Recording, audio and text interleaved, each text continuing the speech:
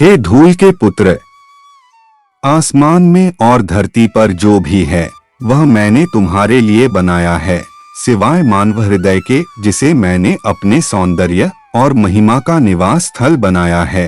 फिर भी तूने मेरे निवास को मेरे अतिरिक्त किसी अन्य को दे दिया है, और जब कभी भी मेरी पावनता का प्रकटीकरण अपने घर पहुंचा है, तब उसने वहां किसी अजनबी को पाया है, और तब स्वयं को गृहविहीन महसूस कर तेजी से अपने प्रियतम के वितान तले लौट आया है। फिर भी मैंने तेरे इस भेद को छिपाए रखा है और तुझे लज्जित करने की इच्छा नहीं की।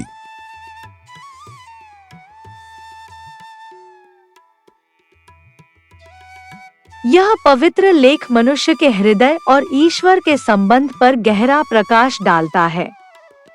इसमें बताया गया है कि ईश्वर ने आकाश, पृथ्वी और समस्त सृष्टि मानव के लिए बनाई है, लेकिन मानव हृदय को उन्होंने अपने सौंदर्य और महिमा का निवास स्थान बनाया है। अर्थात हृदय केवल भौतिक इच्छाओं, अहंकार, लोभ या सांसारिक आकर्षणों के लिए नहीं, बल्कि ईश्वर के प्रेम और उसकी याद के लिए है।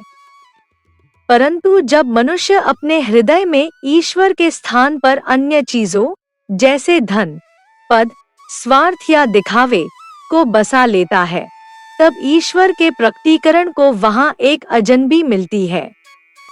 यह बहुत गहरी और मार्मिक बात है। इसका अर्थ यह है कि जब ईश्वर का संदेश हमारे जीवन में आता है, लेकिन हमारा हृदय तैयार नहीं होता, तो हम उस दिव्य बुलावे को पहचान नहीं पाते।